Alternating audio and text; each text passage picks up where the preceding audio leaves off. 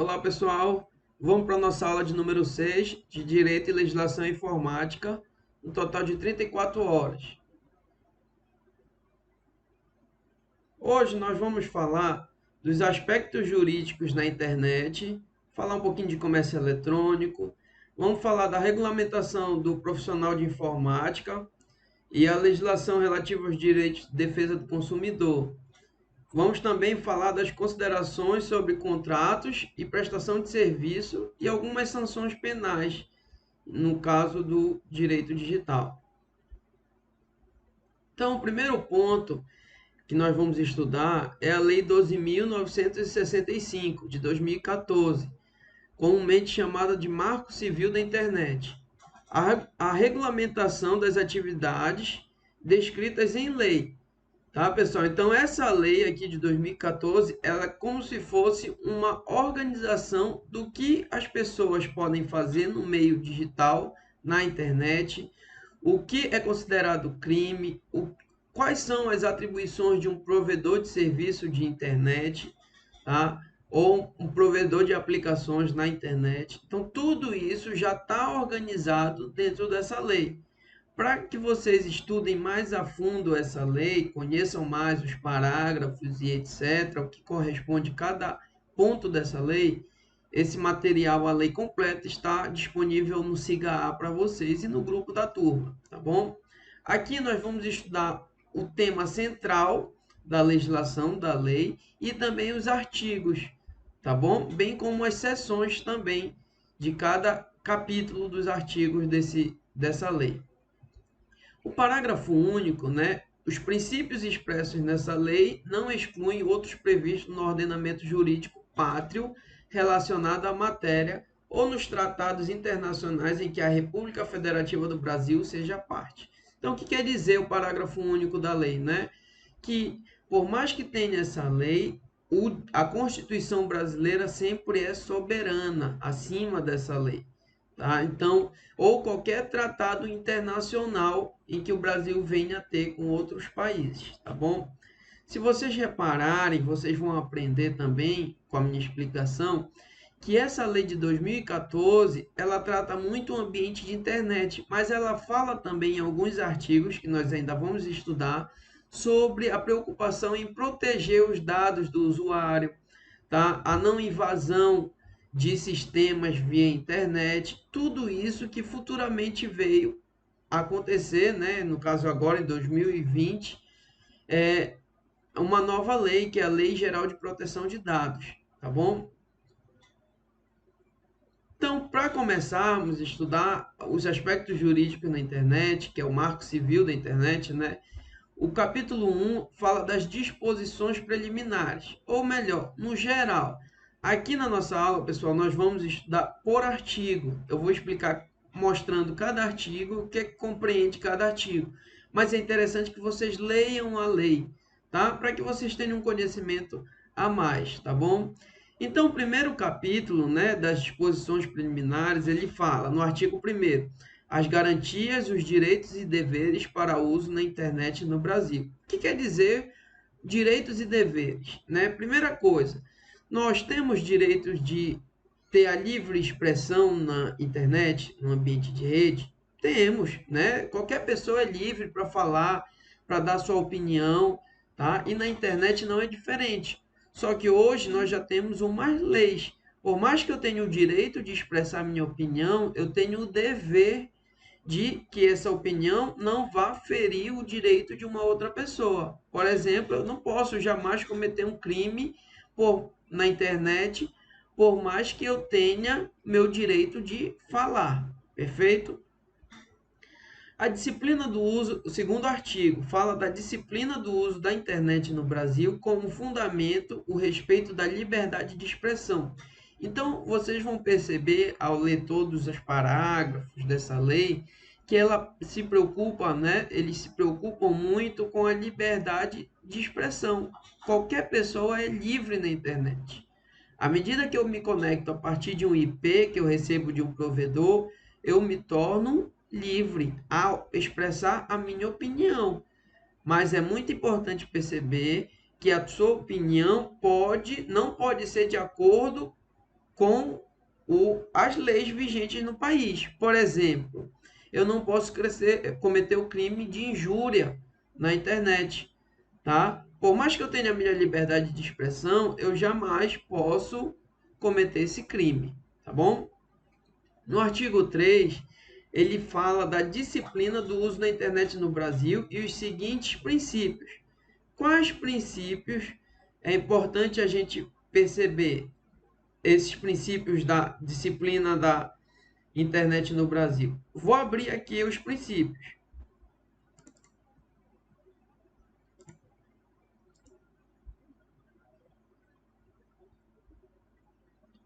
Olha aqui os princípios: garantia da liberdade de expressão, comunicação e manifestação de pensamento, nos termos da Constituição Federal.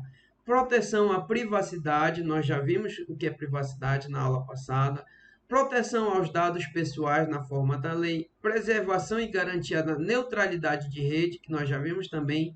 Preservação da estabilidade, segurança e funcionamento da rede por meio de medidas técnicas compatíveis com os padrões internacionais e pelo estímulo ao uso de boas práticas. Já vimos também, né? Aqui tem a ver com segurança da informação. Responsabilização dos agentes de acordo com as suas atividades, nos termos da lei. Preservação da natureza participativa da rede. Liberdade dos modelos de negócios promovidos na internet, desde que não conflitem com os demais princípios estabelecidos na lei. Tá bom, pessoal? Então, esses são os principais princípios que devem ser atendidos no Marco Civil da internet. Voltando para cá, para nosso slide, né? A gente tem o artigo 4º, que fala do uso da internet no Brasil como objetivo e promoção. Reparem, pessoal, que na lei ele já se preocupa, como eu falei agora há pouco, com a proteção dos dados, com a privacidade da pessoa, com a segurança da informação nos meios, tá? Utilizando inclusive técnicas, tá? Dos meios técnicos. No artigo 4º, ele fala da disciplina do uso da internet no Brasil. Então, vamos voltar para a lei. Então, artigo 4º. O direito de acesso à internet a todos. Então, todos os brasileiros têm direito a acessar a internet. Mas, por mais que a gente não veja que isso é uma realidade no nosso país, né? A gente vê interiores que o pessoal não sabe nem o que é internet, locais, por exemplo, que a pessoa ainda nunca usou a internet, mas todos os brasileiros têm direito ao acesso. Do acesso à informação, ao conhecimento e à participação da vida cultural e na condução dos assuntos públicos, da inovação e do fomento à ampla difusão de tecnologias e modelos de uso e acesso, da adesão a padrões tecnológicos abertos que permitam a comunicação, acessibilidade e a interoperabilidade entre aplicações e bases de dados. Então, reparem, pessoal, que tudo isso aqui é direito da pessoa, do cidadão brasileiro, quanto à internet, quanto à rede, tá certo? Voltando para o nosso slide, a gente já vai para o artigo 5º. Para o efeito da lei, considera-se. Vamos voltar de novo para a lei. Então, artigo 5º. Internet. Então, no artigo 5º, pessoal, ele vai explicar o que é cada ponto, tá? É importante que vocês leiam mais a fundo a lei, tá bom? Internet, sistema constituído de conjunto de protocolos lógicos, estruturado em escala mundial para público e restrito. Terminal, computador, qualquer dispositivo que se conecte à internet. Endereço de protocolo de internet, IP. Tá? Administrador de sistema autônomo, é a pessoa física ou jurídica que administra blocos de endereço IP e aí por diante. Então, pessoal, no artigo 5º, ele explica todos os participantes da rede, do administrador do sistema, do que é um protocolo de internet, que vocês já estudaram lá na matéria de redes IP, o que é um registro de conexão, tá? O que é uma aplicação na internet, um registro de acesso e aí por diante, tá bom? Para que vocês aprendam mais, leiam a lei. Voltando para o nosso slide, já no artigo 6º, a gente fala da interpretação da lei serão levados em conta, além dos fundamentos, princípios e objetivos previstos, a natureza da internet, seus usos e costumes particulares e sua importância para a promoção do desenvolvimento humano, econômico, social e cultural. O que quer dizer isso aqui, pessoal? Repara que a internet já vem nascendo há anos e ela tem a sua natureza, ela tem seus costumes, seus padrões. Repara que tu cobrar um livro, por exemplo, na internet é muito diferente de tu cobrares, se tu tem uma livraria no estado físico, né? Tu cobrares um livro impresso. Porque o livro na internet é mais barato, entre aspas, do que um livro impresso. Ah, poderia me dizer, professor, no livro impresso eu tenho o custo do papel, tenho o custo da impressão. Perfeito. Só que na internet, principalmente os brasileiros, né, têm a noção que tudo é gratuito. Eles tentam de tudo para baixar aquele livro gratuitamente. Se não der certo, craqueia, joga num servidor que não seja, que esteja fora do país, por exemplo, e baixa esse livro e aí por diante. Ou seja, esse é um mau costume do brasileiro na rede, tá bom? Mas deve ser respeitado.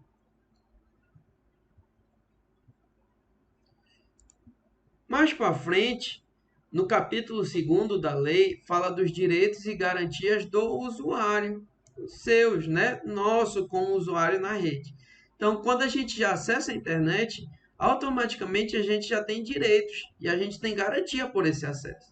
No artigo 7, ele fala: o acesso à internet é essencial ao exercício da cidadania e ao usuário são assegurados os seguintes direitos.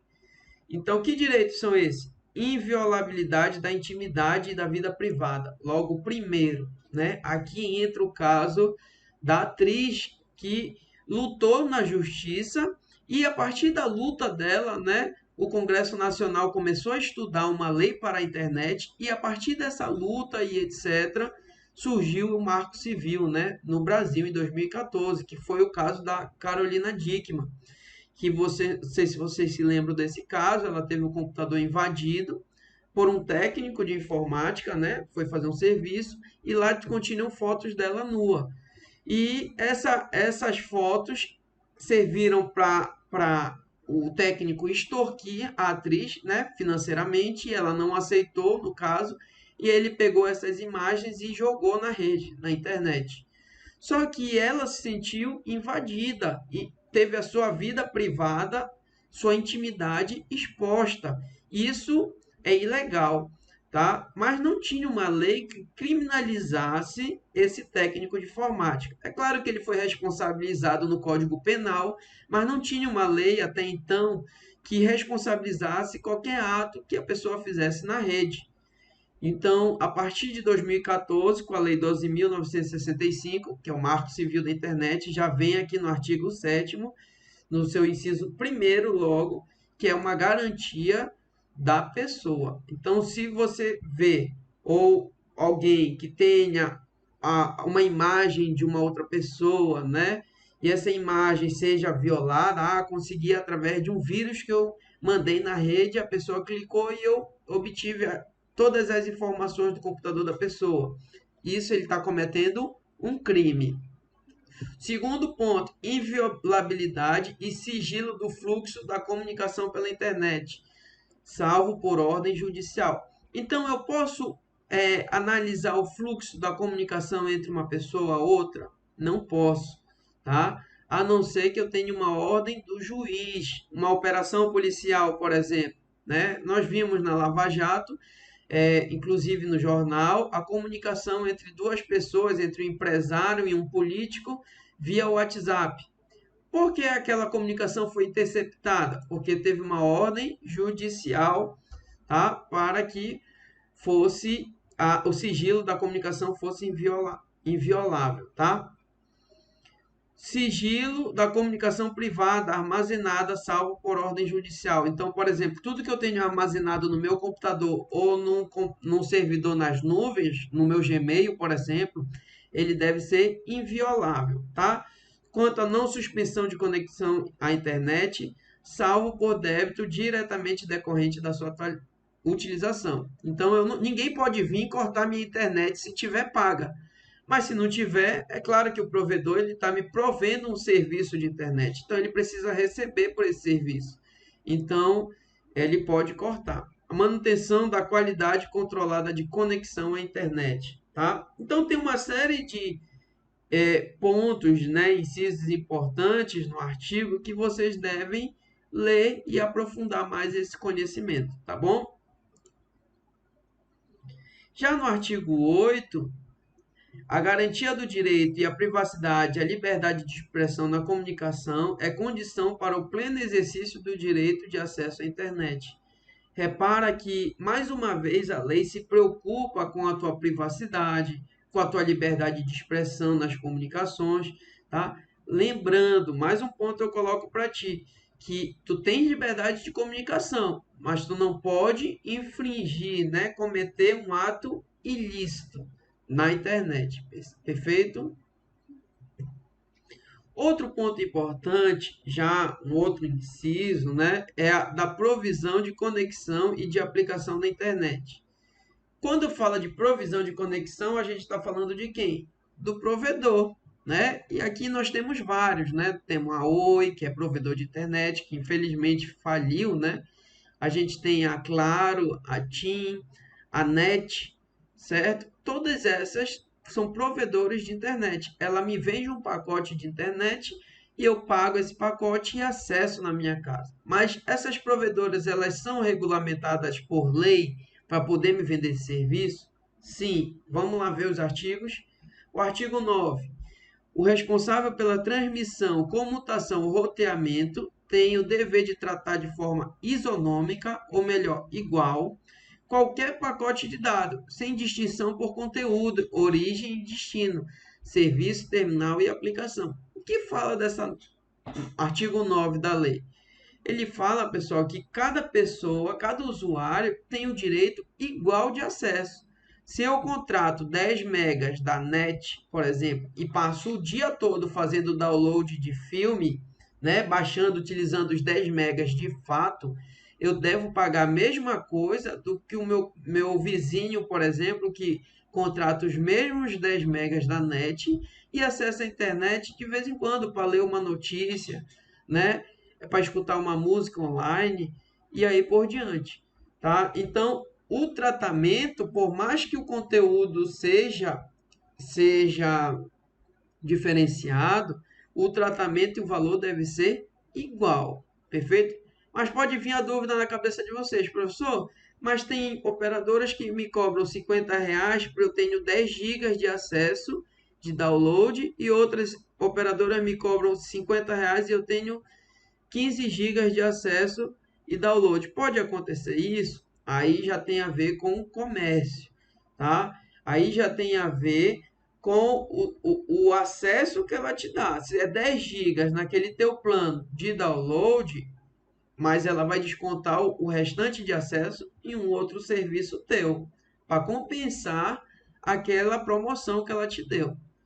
Perfeito? A outra empresa concorrente te deu 15 gigas, 5 gigas a mais, ela te deu por isso, mas ela vai descontar do número de ligações que tu pode ter. Então, tudo é uma questão de comércio, tá? Mas elas devem tratar os usuários de forma igual, tá bom?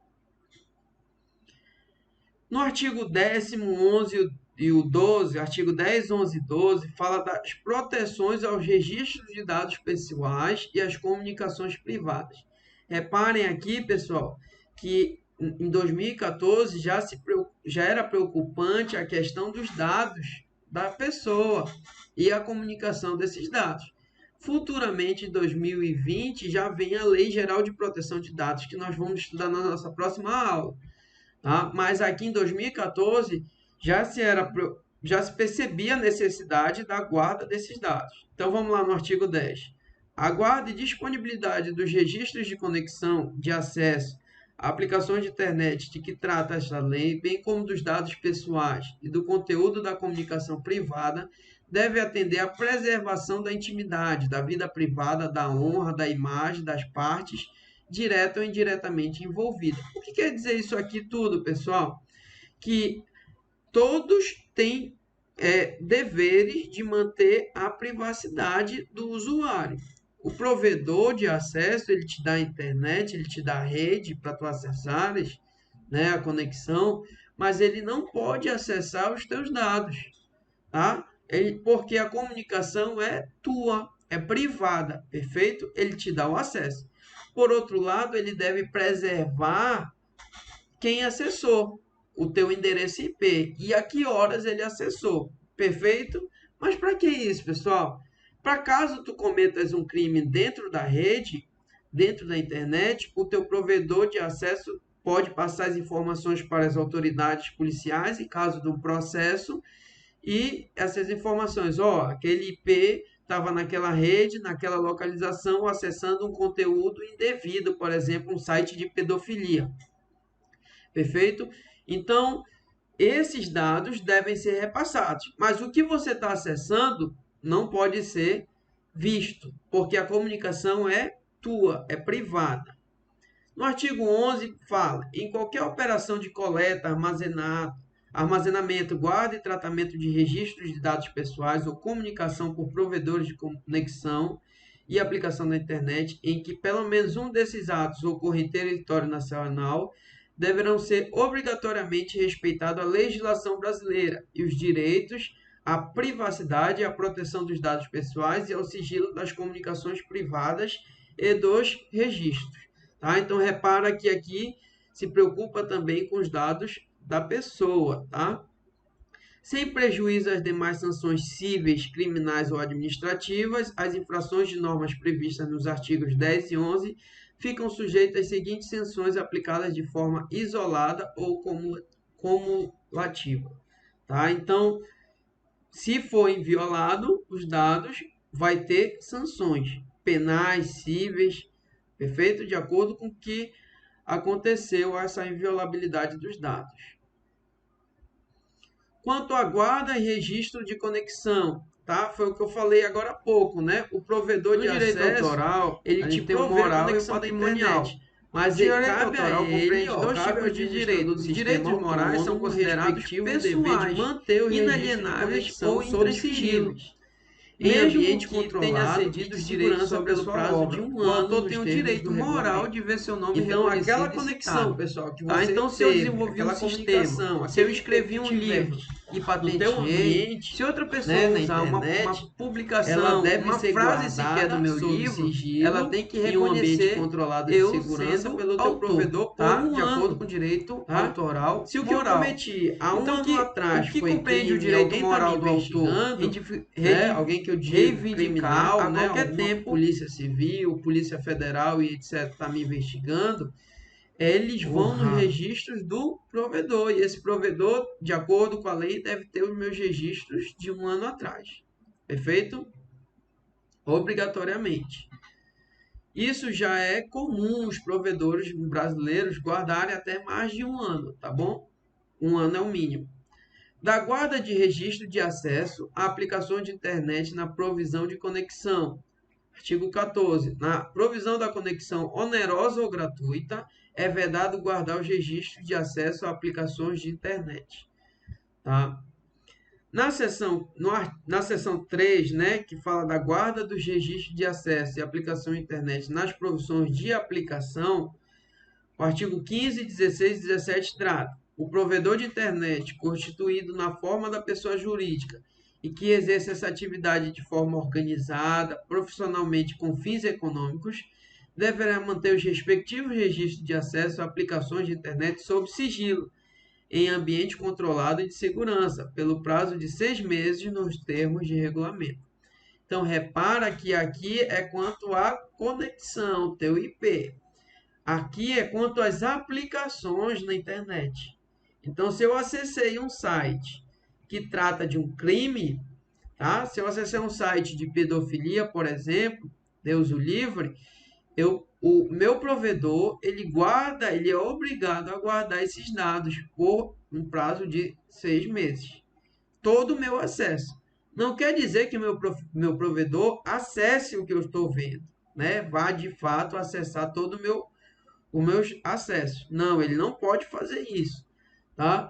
mas ele guarda sob sigilo e segurança. Caso alguém venha precisar desses dados, ou uma operação policial venha precisar desses dados, por medida judicial, né, o juiz autoriza que esses meus dados sejam quebrados, tá bom? E a partir daí, o provedor tem dever, né, tem o dever de devolver esses dados para a autoridade policial, ou melhor, para a justiça. Na provisão de aplicações de internet onerosa ou gratuita é vedada a guarda. Ressalvadas as hipóteses previstas na lei, a opção por não guardar os registros de acesso a aplicações de internet não aplica responsabilidade sobre os danos decorrentes do uso desses serviços por terceiros, tá bom? Da subseção 3, das responsabilidades dos danos decorrentes de conteúdo gerado por terceiros. O provedor de conexão à internet não será responsabilizado civilmente por danos decorrentes de conteúdo gerado por terceiros. O que quer dizer isso aqui? Imaginem, pessoal, se eu cometo um crime na internet. Eu estou cometendo um crime na internet, eu estou fazendo um site falso de comércio eletrônico em que eu vendo celular. Tá comum esse crime, tá? Muito cuidado quando na compra de celular via rede social, Instagram. Conheçam bem, perguntem se essa empresa tem um CNPJ, tá? Vão buscar no site, né, da Federação do Comércio do Pará, se for um site aqui em Belém, no caso, que venda celular, para ver se tem CNPJ, porque está acontecendo muito grande no Brasil, né? O pessoal criando perfis falsos na internet e vendendo celular e não entregando produto, só recebendo dinheiro, tá? Crime. Aí imagina que eu faço um crime desse, pratico um crime desse, então meu provedor vai ser responsabilizado por me dar conexão. Não pode, né, pessoal? O crime é responsabilizado da pessoa que está cometendo o crime e não o provedor. Por isso que o provedor ele não pode ser responsabilizado pelo conteúdo gerado por terceiros, tá bom? Quem é responsabilizado é a pessoa que gerou o conteúdo. O provedor apenas passa o acesso para a autoridade policial no caso de ordem judicial, tá? Da pessoa que está cometendo um crime. Com o intuito de assegurar a liberdade de expressão e impedir a censura, o provedor de aplicações na internet somente poderá ser responsabilizado por danos decorrentes do conteúdo gerado por terceiros, se após ordem judicial específica não tomar as providências para, no âmbito e no limite técnico do seu serviço e dentro do prazo assinalado, ressalvadas as disposições assinaladas em contrato. Tá? Aqui tem um quanto ao servidor de aplicação, né, tem um exemplo que eu posso mostrar para vocês, daquelas empresas que vendem TV a cabo via internet, né? TV ou Gatonet, que o pessoal chama, né? Comumente falando. O provedor ele pode ser responsabilizado? Sim e não. Como assim? Primeiramente, vai ter um estudo para ver se aquele conteúdo que está sendo disponibilizado naquele provedor, naquele servidor, é ilegal. Vamos supor, esse provedor está colocando um filme da Disney lá no provedor de acesso dele. E eu acesso esse provedor e assisto gratuitamente o filme da Disney. Só que a Disney tem uma patente internacional com todas as produções dela. Então, se eu assistir um filme sem pagar essa produção, eu estou cometendo um crime, perfeito? É a mesma coisa de eu piratear um Windows, um software, tá? Eu estou cometendo um crime, perfeito? Agora, é claro que aí tem a ver com a questão de pirataria, que o Brasil foi cometeu muito a pirataria e etc. Mas isso tem diminuído, tá? Então, os servidores que prestam serviços ilegais ou estão cometendo crimes, por exemplo, de pirataria, eles podem ser responsabilizados. Então, vamos ver do direito digital criminal, né? Então, os crimes digitais impulsionaram o desenvolvimento do direito digital. Afinal, não é possível manter uma conduta criminosa impune, ainda que ela seja praticada dentro de uma realidade digital. Um crime é uma conduta típica e antijurídica. Quando falamos em crime da internet, esse conceito não se altera. Entretanto, o que muda aqui é o meio onde o crime ocorre, ou ferramenta com que ele é praticado. Casos envolvendo crimes na internet são cada vez mais comuns e englobam desde o furto de informações até a prática de injúria, difamação, calúnia na internet.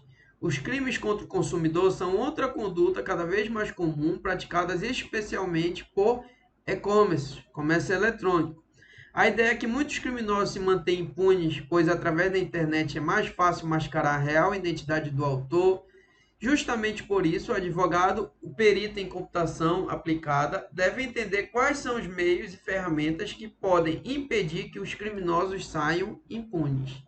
Então, pessoal, isso que eu acabei de ler aqui para vocês, esse slide, ela trata do crime digital. E isso, o crime impulsionou a criação das leis, dos estudos referente ao meio digital. Concordam comigo? Se não fosse crime, se a sociedade fosse regular, utilizasse as redes sociais de forma correta, de acordo com as normas, né, que foi criado, não precisaria ter uma lei, concordam comigo? Só que a gente sabe que a realidade não é essa. A realidade é justamente o contrário. Pessoas praticando a injúria, a difamação, a calúnia na internet, tá? Pessoas cometendo crimes de apologia ao narcotráfico, ao tráfico de drogas, tá? E pessoas enganando outras pessoas através de vendas eletrônicas falsas, tá? Então, a internet se tornou um campo como a sociedade é, tá? Só que a sociedade é regida por leis e a internet também, tá bom? Então, a ideia de que o criminoso consiga mascarar sua identidade, seus registros autorais, por ele estar atrás de uma tela, por exemplo, hoje não é isso que acontece. Tanto é que a gente tem cursos de segurança da informação, de perícia digital, que é justamente para buscar as pessoas que cometem crime e levar para a justiça. Tranquilo?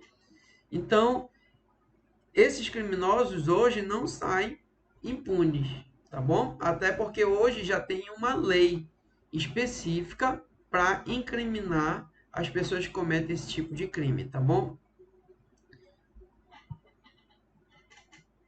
Quanto ao direito digital de contratos, outra demanda que surgiu principalmente por conta do desenvolvimento de comércios eletrônicos foi a adaptação de contratos que visam regular as relações entre as empresas, fornecedores e clientes, tá?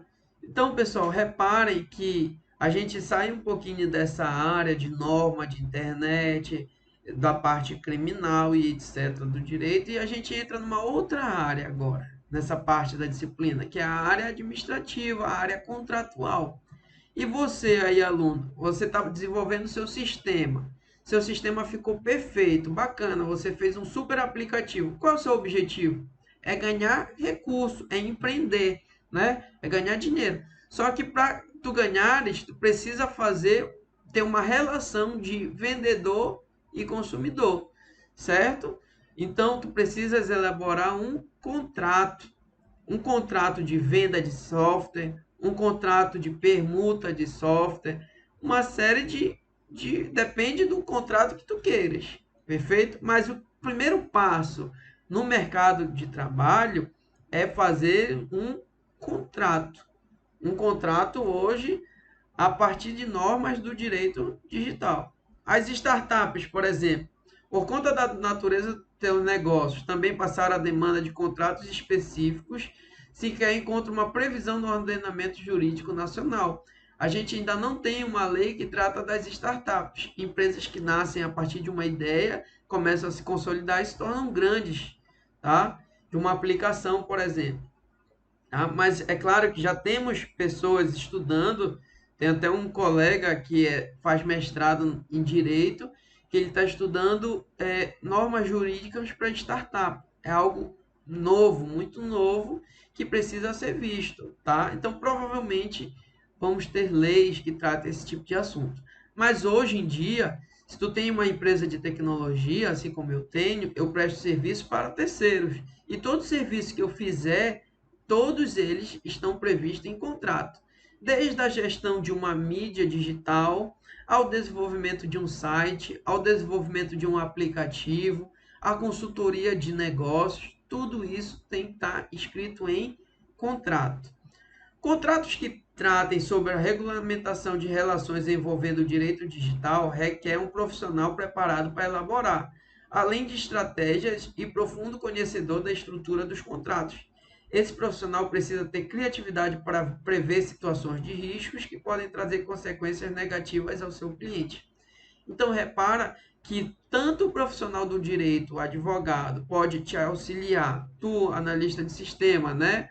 Aluno de sistema de informação, no teu contrato, como tu pode desenvolver um contrato e depois pedir uma consultoria para um advogado, tá? Para que vocês dois entendam qual é o modelo, qual é o objetivo do teu negócio, na tua venda, e a partir daí tu tenha êxito. Não, teu contrato não vai te dar problema futuro, tá bom? É muito importante a gente fazer o contrato em conjunto com um advogado, tá? Se tu não tem na tua empresa um advogado que trabalhe contigo, né? Mas tu pode pedir uma assessoria, pode pagar uma assessoria jurídica, inclusive hoje tem assessoria até digital, tá bom, pessoal?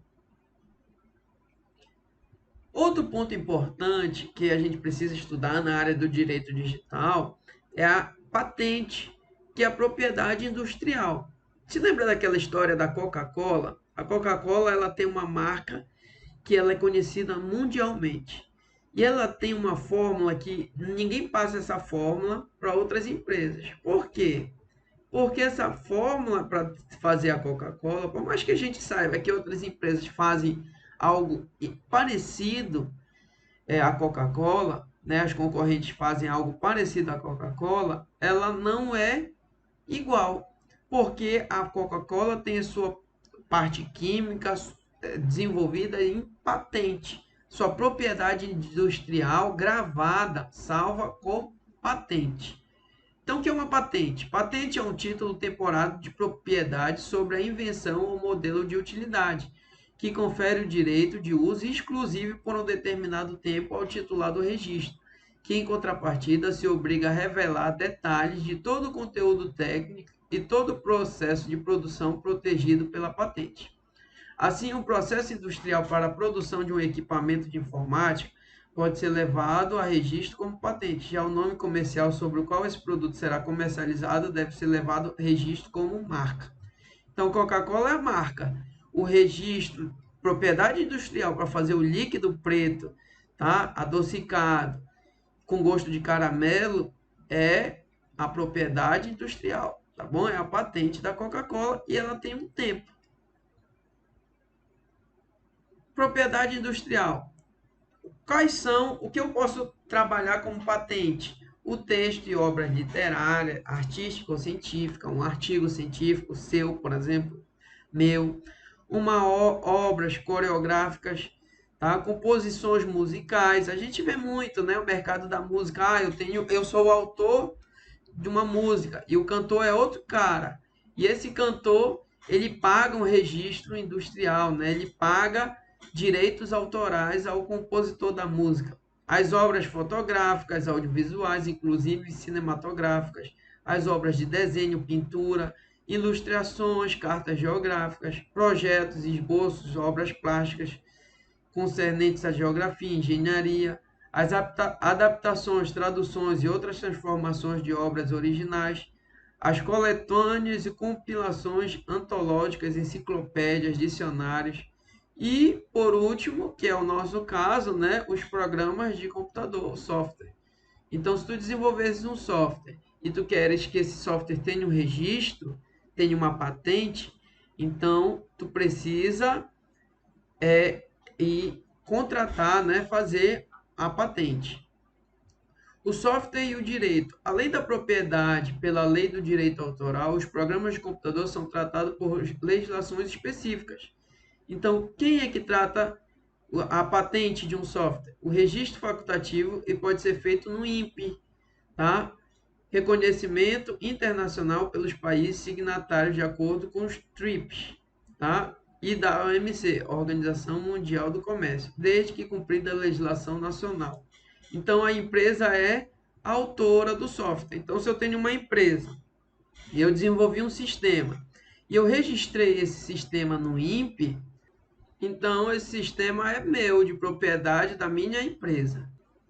Pessoal, então como a aula está ficando muito grande, cerca de 40 minutos, vamos continuar na próxima aula, direito autoral, moral e patrimonial. Muito obrigado, até a próxima.